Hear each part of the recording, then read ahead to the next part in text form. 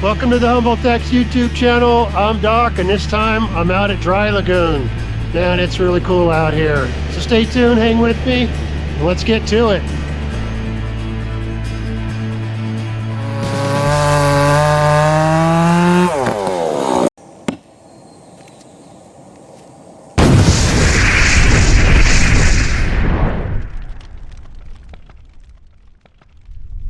So I'm headed out to Dry Lagoon. It's about 40 miles north of Eureka. It's part of the Humboldt Lagoons State Park, and the lagoon system up here is the largest in the United States. And the history out there with Stone Lagoon and Dry Lagoon, it tracks with the history of Humboldt. It's a beautiful beach out there as well. So I appreciate everybody watching. Please be sure you subscribe down below if you haven't already. I'll see you out there.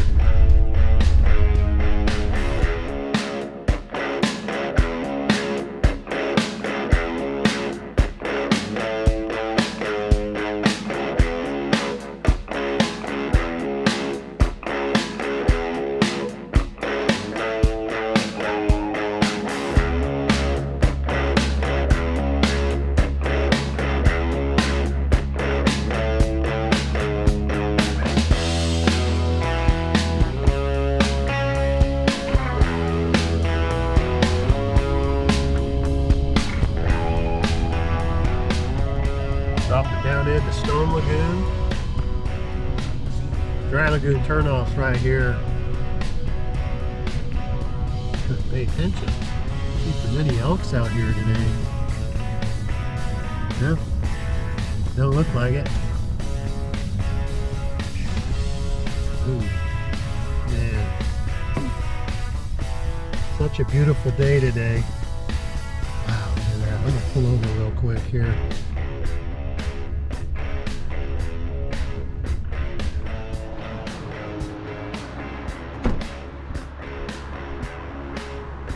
We'll take a walk real quick.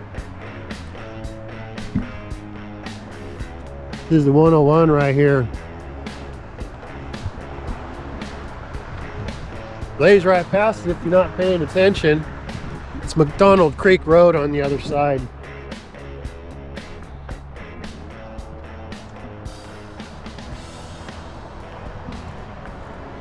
If you're lucky, there's a herd of elk that live here, and they pass back and forth. I've been out on the Dry Lagoon beach before, and the herd will go out on the beach. I don't see any elks at the moment, to be honest. That's McDonald Creek Road over there. Dry Lagoon. Look at, there's some. This is the some of the elk tracks right through here. Look at that. Muddying it up. I've seen them all over up in here. They'll go across over to the Elk Country RV Resort, which is right across the street here. Oh, look at, there's a sign that says that way. Dry Lagoon State Park was, or Dry Lagoon Park was first established in 1931, and it's not actually a lagoon. If you look at it from Google satellite, you can see where it was. It's just a marsh. And there's two theories. One was that it was originally a lagoon, and the early farmers in the 1900s drained it and tried to grow crops. That's one story. The other story, and some believe that it was just a freshwater marsh and was never actually drained. So, who knows? You can kind of see the historic Stone Lagoon School. That school was originally was over here, actually, on this side of the freeway. Somewhere in here, I think. The original school was built in 1887. And it was rebuilt in 1899, and it was over here on the Dry Lagoon side. And it was in operation till like 1958, and then a lot of Stone Lagoon was kind of shut down in the 50s, and it impacted the school, and it shut down in 1958. But it sat It sat over here, and in 1980 they moved it across the street over to what's now the Elk Country RV Resort. And actually, well, it's blocking now, but it's right up over here. They renovated it. There's a picture of it on the sign. It didn't the original building had the bell on top of it, but when they moved it, they had removed the bell, and then when they renovated it back, they put the bell back on there. That's McDonald Creek Road right there. It's important to recognize this is Yurok native land. And the Yurok were here years before, many years before the settlers, but wound up coming into Stone Lagoon, and one of them was the McDonald family. And the McDonald family, this is McDonald Creek Road. And then the Foss family was another one, and they apparently settled up right over here where that van's pulling out. And then the Huntley family was up over here where the Elk Country RV and Resort is. And then further up was the Hendrickson family. And if you go to the Stone Lagoon Visitor Center, that used to be the Little Red Hand and all that. So I'm gonna head up to the beach access. Dry Lagoon is cool, man. It's a nice little beach access. There's a bathroom and all that, and you can walk along the thing. I mean, who knows? I've been out there before when the elk herd was out on the beach. They roam up and down here, in and out of Dry Lagoon, and then they'll head over to Stone Lagoon as well. So, all right, I'm gonna head up to the beach. The elk herd's out there. I'm gonna stop a minute and check them out.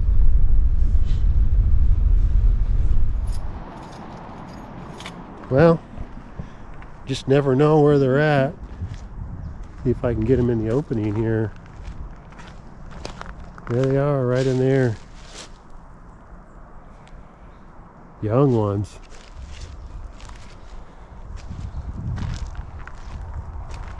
Chilling too. That dude's got a collar on him. I'm gonna walk over here and see if I can get a better opening. Get up over here, a little more of a clearing. There you go. Look at that, they're just chilling. I don't see any males. There's some young males back in there. Well, I don't think that's the entire herd. Yeah, of course they might be back into the marsh and all that too, but yeah, they're just chilling. A couple of them watching me, some dork with a camera.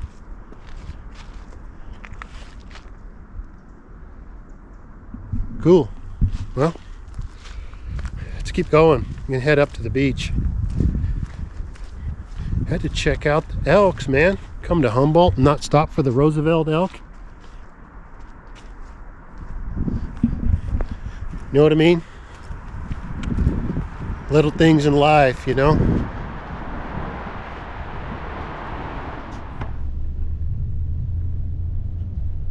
Getting up to the parking lot. There's Sharp Point out there. Quite a few people out here, actually. Oop. That time of year, I guess. It's beautiful, man. I mean, it might be 50 degrees. All right, well, I'm gonna park real quick and get my roam on, you know? Wow. All right, I'm gonna grab some stuffs, go take a bit of a walk.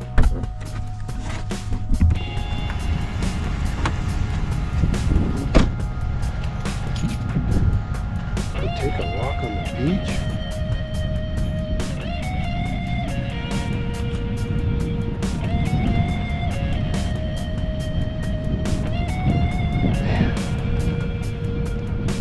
It's a nice beach. Popular too, because it's easy to get to. You can park right on the close to the beach, man.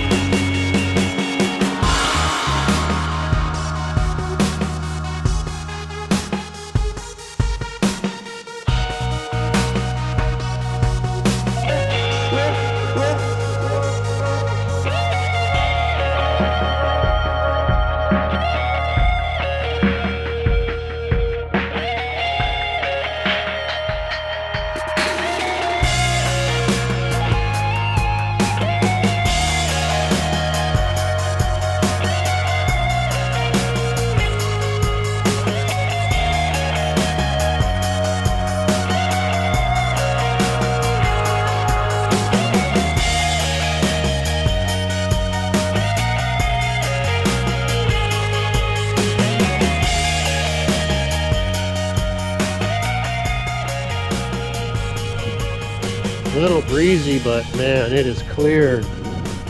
People come out here and hunt for agates. Big lagoons that way. Man, yeah, agate hunters, look at that. Man, you can sit out here all day.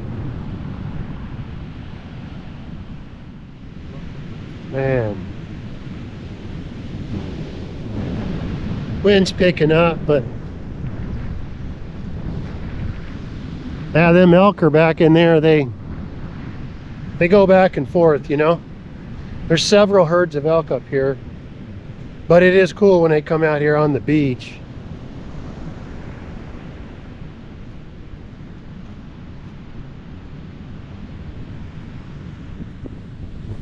Take a little bit of a leisurely walk to the other side.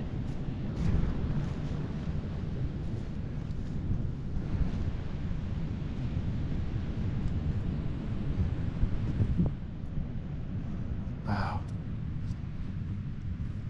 Sharp Point. Back in the day on the old maps, it was referred to as Goat Rock. Man, that's cool. I've hiked that a few times, actually. Up to the top, if you go over from the Stone Lagoon side. I think Stone Lagoon's breached at the moment, so you'd have to go from here, but you really got to watch the tides. Because you can walk down over there, but high tide, you get caught in some rocks. And see sort of the lagoon, Dry Lagoon anyway, it's kind of filled. There's a little bit of a debate, as far as the research I've done, as to how Stone Lagoon got its name, you know. One of the early families was the Thacker family, John Thacker, and apparently he owned a homestead up over here on this side of the Dry Lagoon. Stone Lagoon's on the other side. But he was, they referred to him as Stone John Thacker, I guess that's what they referred to him. And so they referred to it as Stone's Lagoon, and then it was shortened to Stone Lagoon. That's one story. The other story I found is that it was named after William Stone. There was a newspaper article that ran in 1876, and it said that Stone Lagoon was named after him. He came down from Del Norte County in like 1869, so who knows? That's as much as I'm aware, it's one of the stories anyway. I'm not a historian, but man, look at that though, right? So way off out there it's the tip of Agate Beach. Wetting rocks right on the other side. And if you keep following this beach, Dry Lagoon Beach, you can see all a big lagoon out there.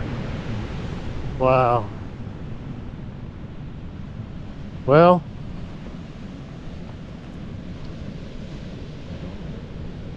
we got a break from the storm, so I always like to get out right after because the skies open up. It's a little breezy, but it's definitely, I think, one of the more popular beaches, just because it's so easy to get to. It's right off the freeway, and it's nice parking and all that. But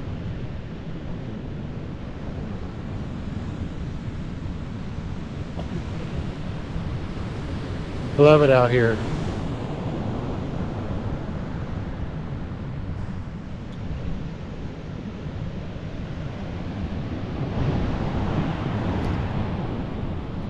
Oh man, Dry Lagoon, part of the Humboldt Lagoons State Park. It's really cool out here. Well, thank you so much for watching. My family and I greatly appreciate it. Please be sure you subscribe down below if you haven't already. And thank you so much to everybody that's subscribed to this channel. You know, my family and I, we greatly appreciate it. If you want to help support the channel, you can do so by going over to HumboldtX.com. We got shirts and hoodies and all the rest of it. And all the sale from the merchandise just goes to help pay the bills to keep this channel running. So thank you so much. I'm Doc. I'm living in Humboldt.